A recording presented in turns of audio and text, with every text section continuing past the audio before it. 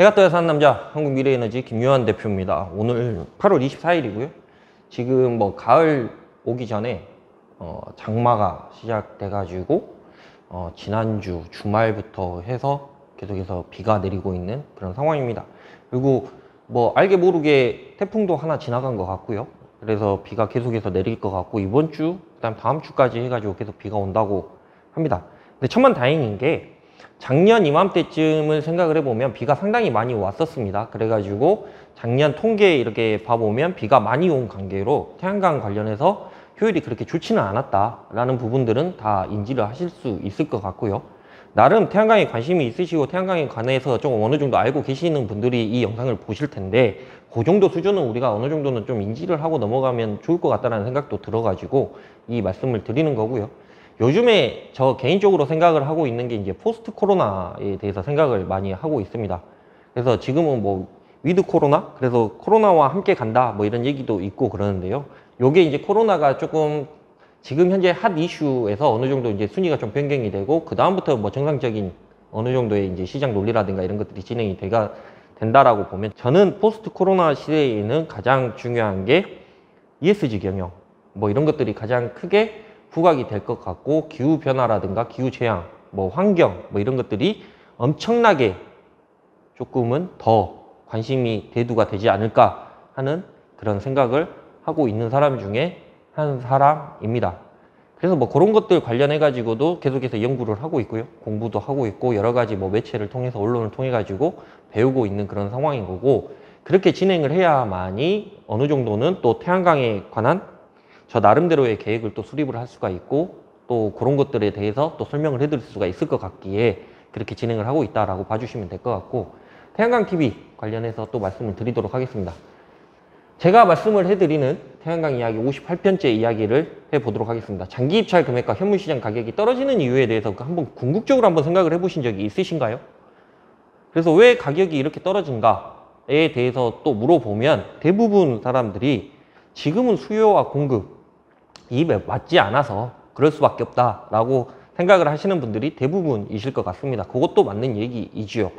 근데 그 안으로 들어가 보면 정치적인 문제라든가 정책적인 문제 그리고 이게 조금 뭐 매도인, 매수인의 차이 뭐 그런 것들을 좀 이야기를 해볼 수가 있을 것 같습니다. 자, 공급이 많아서 발전사들이 단합을 해서 정부가 그렇게 하라고 시켜서 이 세 가지 이유에 대해서 한번 이야기를 해볼 건데요. 다 맞는 얘기이죠. 당연히 공급이 많을 수밖에 없는 그런 상황입니다. 그거에 대해서 이제 다음 장에 또 말씀을 드릴 거고 발전사들이 단합을 해서 그것도 우리가 합리적으로 의심을 할 수밖에 없는 그런 상황인 거고요. 정부가 그렇게 하라고 시켜서 라고 얘기를 하는 거는 제가 조금 쉽게 말씀을 드리는 거고요. 그거에 대한 뭐 RPS 뭐 제도라든가 거기에 또 세부적으로 들어가는 가중치 부분 그러니까 목재 펠렛이라든가 뭐 그런 것들 혼소 연료라든가 그런 부분들이 분명히 이 안에 포함이 될 것 같아서 말씀을 드리는 거고요. 그래서 저는 이 세 가지 이유라고 생각을 하고 있습니다. 그래서 다 맞는 말이라고 말씀을 드리는 거고요. 비약적으로 발전한 태양광 보급 사업이었습니다. 그러니까 우리가 제가 생각하기로는 한 2015년도, 14년부터 시작을 해가지고 야 태양광 하면 돈 좀 번다더라 라는 그런 얘기들이 나왔었고 실질적으로 돈 버시는 분들도 상당히 많았었고요. 이게 은행에다 넣어놓은 것보다 나라는 게 첫 번째였고 두 번째가 이게 연금보다 낫다 라는 게 두 번째였고 세 번째가 야 돈을 진짜 많이 벌어 이거 괜찮아 라고 얘기하시는 분들도 그때 시기에는 상당히 많았었습니다. 그래서 신드롬에 가까울 정도로 요 몇 년간 제가 생각하기로는 한 5년 전후 해가지고 그 몇 년간 엄청나게 설치를 해댄 것도 사실입니다. 그러니까 생각을 해보면 여러분들이 태양광을 알기 시작했을 때가 언제인지 궁금합니다. 근데 그때 생각을 해보면 야, 옆에 있는 사람이 야 태양광 이거 괜찮은데 한 달에 야 이것저것 다 떼고 통장을 보여주신 분들도 분명히 계셨을 겁니다. 주위 분들 중에. 그래서 이거 괜찮나? 라고 생각을 하면서 태양광에 좀 관심을 갖게 되고 그렇게 관심을 갖는과 동시에 여러 업체들하고 좀 컨택도 되고 이야기도 해보고 아 이거 괜찮은데 해갖고 뭐 분양을 받을까 아니면 우리 시골에다 뭐 태양광을 할까 뭐 이런 얘기들도 분명히 요 시기 때 많이 했었습니다. 그래서 엄청나게 설치를 해댄 것도 사실이지요. 그래서 태양광 시장이 태양광 사업 자체가 태양광 산업 자체가 엄청나게 비약적으로 발전했던 시기이기도 합니다. 그래서 공급이 수요를 넘어선 것도 사실입니다. 그러니까 에너지 발전사 제가 뭐 태양광 처음에 했을 때는 한 12개, 11개 정도밖에 안 됐었어요. 얘네들이 11개, 얘네들이 가지고 가는, 그죠? 수요보다 신드롬에 가까울 정도로 요 몇 년간 엄청나게 설치를 해댄 것이 공급이 많아지다 보니까 어쩔 수 없이 가격이 하락한 것도 사실입니다. 깜깜이 장기 입찰 시장, 누가 얼마를 써내고 얼마의 장기 입찰을 볼 수 있을 것인가 아무도 모르는 상황이죠. 그러니까 매수인하고 매도인의 차이가 여기에 있다라는 얘기인 겁니다. 그러니까 REC를 사는 사람하고 파는 사람하고 단지 여기서 봐보면 파는 사람 입장에서는 내가 알지도 못하는 정보를 가지고 이거를 팔아야 되는 이런 상황인 거고, 이걸 REC를 사야 되는 에너지 발전사 입장에서는 이 모든 정보들을 다 확인을 한 뒤에 야 그러면 얼마부터 얼마까지 사, 이게 가능하다는 얘기입니다. 그러니까 이게 불공정한 거래라고 얘기를 하는 거고, 그래서 기울어진 운동장이다 라고 볼 수밖에 없는 것이죠. 그래서 저는 REC 가격이 내려갈 수밖에 없는 구조를 가지고 있다라고 보는 사람 중에 한 사람이고요. 시장 논리는 이미 없어진 지 오래입니다. 그러니까 예전에는 뭐 임야라든가 어디에 따라든가 태양광을 설치를 하게 되면 뭐 법규라든가 이런 것들에 따라 가지고 그냥 설치만 하면 되는 그런 상황이었는데요. 지금 현재는 민원 하나에 법규 하나씩 생겨나는 그런 시장을 가지고 있습니다. 태양광 자체가. 그래서 갈팡질팡하다라는 것을 많이 느끼고 있으실 것 같다는 생각이 들고요.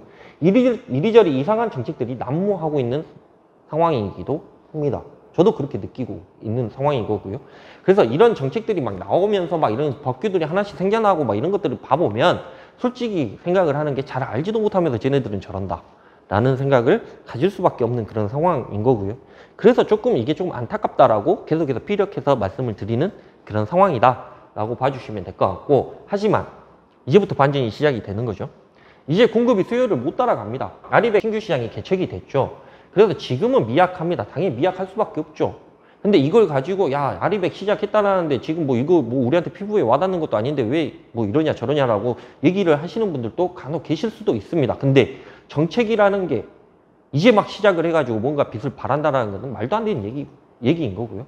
이거를 시작을 했을 때 한 2년, 3년 정도는 우리가 지켜봐야 된다라는 논리가 정답일 수도 있고 그게 맞을 수도 있다라는 점을 꼭 염두에 두시기 바랍니다. 저는 개인적으로 태양광을 한 8년, 9년 이렇게 하면서 봐보니까 이 정책이라고 하는 것들이 어느 정도의 또 어떠한 또 그런 것들이 있어요. 맨 처음에는 이렇게 시작을 했다가 점점 강화가 되는 게 정책인 거지, 갑자기 막 후드로 까면서 막 진행을 한다거나 막 이러지는 않습니다. 그래서 저번에도 제가 한번 예시를 드렸다시피 전기차 관련해가지고 지원금이 처음에는 뭐 50% 됐다가 지금 뭐 30% 됐다가 뭐 지금은 얼마가 되는지 잘 모르겠습니다. 근데 그런 부분들을 봤을 때 점점 강화가 되는 거지, 갑자기 후드로 까서 막 이렇게 너네도 무조건 아리백 다 해, 이거는 말도 안 된다라는 그런 얘기인 거고요. 그래서 공급이 수요를 못 따라갈 것 같다는 생각이 듭니다. 그리고 두 번째, 공급 의무 비율이 상향이 되었습니다. 올해 상향이 되었었죠. 제가 몇 월 며칠인지 정확하게 기억이 안 납니다. 그래서 공급 의무 비율이 상향이 되었는데 10%에서 25%가 상향이 됐습니다. 약 2.5배가 상향이 됐죠. 근데 생각을 해보면 예전에 우리가 신드롬과 같이 우리가 태양광을 설치를 해댄 것들이 지금도 가능하냐? 아니요. 절대 가능하지가 않습니다. 그래서 정부에서 얘기를 했던 게 대규모 프로젝트, 대규모로 진행을 했을 때는 가중치를 좀 더 주고 뭐 민원을 해결을 했을 때는 어느 정도 하고 그 다음에 지방자치단체가 거기에 개입을 하게 되면 어느 정도 또 주고 뭐 이런 것들이 있습니다. 그래서 지금 우리가 막 설치를 해댄 것들, 기존에 뭐 100km, 200km, 300km, 500km, 1메가, 3메가 막 이렇게 해댄 것들, 우리가 해댄 것들은 이제는 조금은 역사 속으로 사라질 수도 있습니다. 물론 그 중에 내가 건물이 있으니까 그 위에다가 한 뭐 30km, 50km 올리는 것들은 계속해서 나타나겠죠. 근데 문제는 우리가 일반 노후지에 100km, 200km, 300km 했던 거 절대 불가능하다고 제가 말씀을 드렸던 것 같습니다. 이 영상을 보시는 분들 중에서도 야 내가 시골에 한 100km 정도 할 수 있는 땅이 있는데 이거 허가 나오는지 한번 봐봐. 그러면 거의 100에 99는 안 나온다 라고 제가 말씀을 드렸고, 요즘에는 솔직히 막말로 그런 전화 오지도 않습니다. 회사로. 왜? 안 되는 거 뻔히 알기 때문에. 그죠?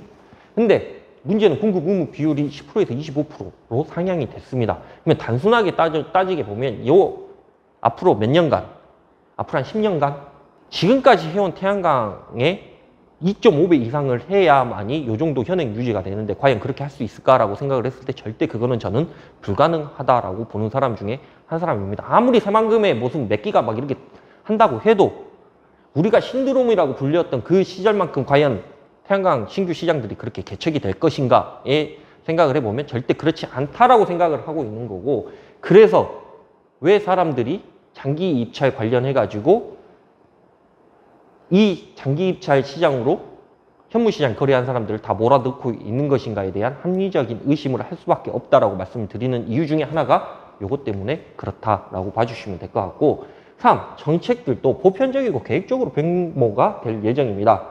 자, 앞으로 탄소 중립국, 우리가 2050년까지 탄소 중립국 해야 됩니다. 그리고 탄소세, 유럽하고 뭐 미국에서 뭐 그렇게 진행한다고 얘기를 합니다. 뭐 이런 것들, K-뉴딜, 그죠? ESG. 제가 포스트 코로나 시절에는 요게 아마 가장 큰 이슈가 될 것이다라고 분명히 제가 말씀을 드리는 바, 앞으로 이런 것들이 계속 강화가 된다라고 하면 태양광이라고 하는 이 신재생 에너지 관련해가지고는 상당히 발전을 할 수밖에 없는 그런 상황인 거죠. 우리가 생각을 했을 때. 그러면 이렇게 진행이 된다라고 하면 과연 우리는 어떻게 해야 될 것인가 한번 생각을 해보면 새로운 태양광 시장이 열릴 것입니다. 대규모 사업이 증가를 할 거고요. 내 발전소를 갖는 사업보다는 간접적인 투자가 활성화가 되겠죠. 그러니까 뭐 국민펀드라든가 사모펀드라든가 뭐 이런 것들 많이 하지 않습니까? 그래서 5%를 주네, 6%를 주네, 7%를 주네 뭐 이런 얘기도 많이 하는 거고요. 보다 안전한 방법으로 태양광 사업의 새로운 모델이 나타날 것이다라는 게 제 생각입니다. 이 보다 안전한 방법이라고 얘기를 하면 옛날에는 뭐 발전사업 허가 놓고 개발행위 허가 놓고 개발행위 허가 나오냐 마느냐 뭐 이런 거 보안 떨어지냐 마느냐 뭐 이런 것들이 엄청나게 많았지 않습니까? 그래서 개발행위 나오면은 이게 정말 안전한 사업이다 뭐 이런 얘기도 많이 하고요. 근데 이미 그런 것들은 이미 넘어선 그런 상황인 거고요. 그래서 이 사업이 될 것이냐 말 것이냐에 대해서 우리가 고민을 해야 되는 거고, 이것이 지자체하고 협의가 돼 있는 상황이냐 아니냐에 대해서 생각을 해야 되는 거고요. 당연히 시공사 입장에서는 그 돈이 자금이 언제 필요한지에 대해서 명확하게 얘기를 해줘야 되는 거고요. 그래서 간접적인 투자가 답이다라고 생각을 하시면 될 것 같고, 이거에 대해서 좀 뒷받침할 수 있는 방식이 어떤 거냐면 예전에는 한 5,000평 정도를 생각을 해봅시다. 그러면은 시공사가 이 땅을 사가지고 10개로 이렇게 분할을 하죠. 그죠? 10개로 분할을 해가지고 요거는 AC, 요거는 BC, 요거는 CC 해가지고 개별 등기를 다 쳐주면서 발전소를 매각을 했습니다. 지금 이거 가능합니까? 죽었다 깨나도 가능하지 않습니다. 근데 이 간접 투자라고 얘기를 하는 거는 이 5,000평을 가지고 예를 들어서 1메가와트를 공사를 했다라고 하면 이 1메가와트 공사하는 것을 투자를 받습니다. 그래서 여기서 나오는 금액을 가지고 이 투자자들하고 간접적으로 나눠 갖는 그런 상황이다라는 게 앞으로는 그런 시절이 올 것이다라고 얘기를 하는 게 제 입장이다라고 봐주시면 될 것 같습니다. 그게 지금은 신모델이다라고 봐주시면 될 것 같고요. 개인이 태양광 발전소를 갖는다라는 것은 상당히 의의가 있습니다. 당연히 의의도 있고 새로운 사업소를 연다는 것 자체부터가 국가에서는 상당히 좋아할 만한 일이고 그렇다라고 보기는 하지만, 문제는 이런 제도, 이렇게 토지를 분할을 하고 여기에서 분양을 하고 여기에서 뭐 문제가 있고 뭐 어쩌고저쩌고 하는 걸 상당히 싫어해요. 당연히 국가 입장에서는 이것도 1메가인 거고 이렇게 투자 받아서 하는 것도 1메가인 거고 어떻게 하든 용량만 늘어나면 되는 것이기 때문에 어떤 것들을 우리가 선택을 할 것이냐라고 봤을 때 당연히 국가 입장, 정부 입장에서는 어떻게 해서든 용량을 늘려나가는 게 정상적인 거고, 우리 개인으로 봤을 때는 내 거 100kg가 더 중요한 그런 상황인 거죠. 하지만 문제는 우리도 한 발 물러나가지고 이 상태로 가야 되는 게 현실적이다라고 말씀을 드리는 것입니다. 자, 그래도 태양광 사업을 하고 싶은 사람은 얼마든지 있습니다. 투자를 하든 뭐를 하든 뭐 어떻게 진행을 하든 사모펀드를 진행을 하든 뭐 국가 펀드로 진행을 하든 그래도 태양광 하고 싶은 사람들은 얼마든지 있고, 저는 이 얘기를 꼭 해드리고 싶습니다. 혹시 존버라고 들어보신 적 있습니까? 그러니까 젊은 사람들이 하는 얘기인데요. 약간 뭐 상스러운 얘기일 수도 있지만 열심히 버티면, 약간 순화해서 말씀을 드리면 열심히 버티면 승리한다 라는 점을 꼭 말씀을 드리고 싶습니다. 그래서 지금 뭐 장기 입찰이 떨어졌네, 뭐 장기 입찰을 봤는데 뭐 가격이 너무 안 좋네, 뭐 셨지네 막 이렇게 말씀을 많이 하시는 그런 상황인데요.